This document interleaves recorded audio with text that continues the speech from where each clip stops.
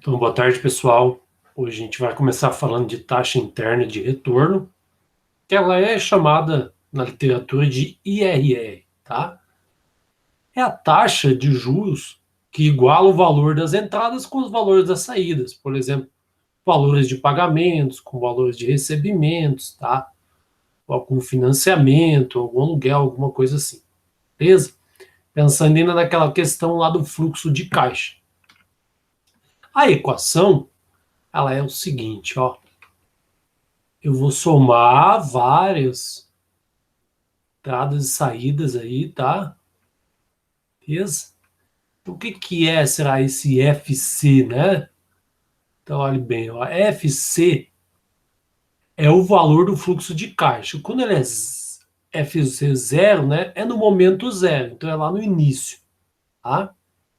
Então, é o fluxo de caixa inicial igual a somatória dos fluxos previstos de entradas ou saída de caixa, beleza? Em cada período. E o I é a taxa de desconto que iguala, em determinada data, né, as entradas com a saída prevista de caixa.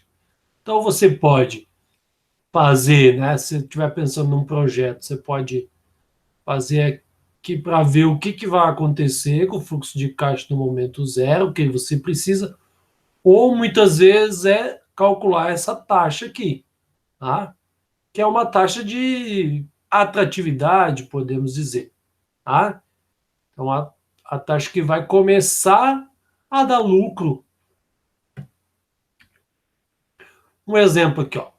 Admito um empréstimo de 30 mil a ser liquidados por 2 pagamentos mensais e sucessivos de 15.500 cada. Então, vai ter um fluxo inicial lá de 30 mil e 2 pagamentos de 15.500. Tá? Pensando na equação, então, né, eu vou ter 30 mil é igual a 15.500 dividido, tá? O primeiro aqui I mais a taxa, depois o 15.500 I mais a taxa. Fazendo o mínimo múltiplo comum, eu vou ter lá 30 mil vezes aqui, né? Que é lá do mínimo, dividiu por 1, fez a multiplicação, tal, beleza? Para resolver, como é uma equação do segundo grau, eu poderia usar Bhaskara, tá? Mas muitas vezes é de um grau maior. Então, vou mostrar para vocês aquilo que eu já passei para vocês fazerem outro dia, mas não passei aplicado aqui ainda, né? Só se vocês quisessem utilizar lá a questão das equações não lineares, que vem lá, né, o auxílio do cálculo numérico. Não precisa saber tudo de cálculo numérico, ter feito a disciplina, só pegar aqui, ó, porque só precisa saber basicamente derivar. Então, ó, eu tenho lá, eu vou querer fazer os zeros da função, né, que é, trouxe para cá os valores estavam à esquerda, igual a zero, e chamei de função i aqui, né, que ela varia conforme i, tá? Aí, somei os termos semelhantes, tem como uma equação do segundo grau para achar, se eu quiser achar os zeros da função. Mas eu vou usar o método de Newton lá das equações não lineares. Então, ó, a primeira observação que eu tenho que fazer, né, é bom o auxílio de um gráfico para eu prever um valor. Então, ó, a taxa ela vai de 0 a 1, né? Que é de 0 a 100%. Pensando em decimal aqui, ela vai de 0 a 1. Beleza? Então, ó, eu fiz o gráfico, aonde passou aqui pelo zero, estão vendo? Entre o 0 e o 0,05, tá? Quase no meio, só que um pouquinho mais para a esquerda, né? O jeito que eu estou olhando aqui, para prever um valor. Para não precisar tantos valores decimais, eu vou pegar o 0,02, tá? Que é o valor que eu acho mais próximo.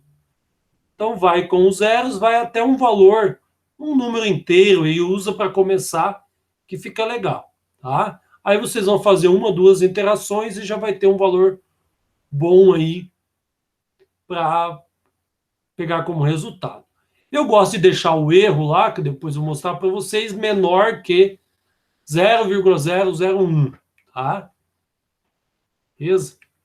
que seria 0,1% pensando em porcentagem, né? Então, ó, a primeira interação, eu vou fazer o f de 0,2 lá da função, substituir por 0,02, que é o valor que eu escolhi, e fazer a derivada e substituir também por 0,02, tá? É a função derivada, fiz aqui mais direto um pouquinho. Se é a função derivada, né? Se eu derivar lá 1.000, vai dar zero. Derivando menos 44.500 e dá menos 44.500 menos 44.500 só, menos essa derivada aqui vai dar 600.000 i.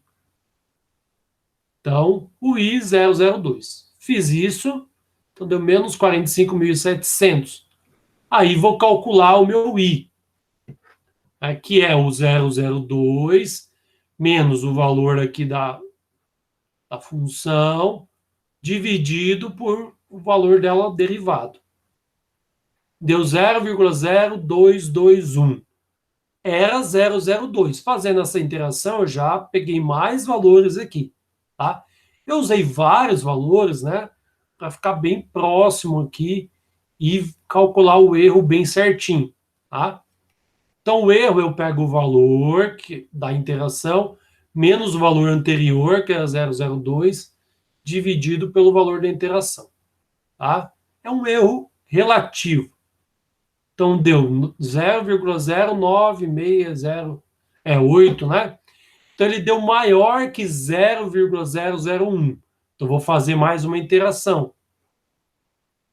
Para fazer essa interação, agora eu vou usar. A função é a mesma, tá?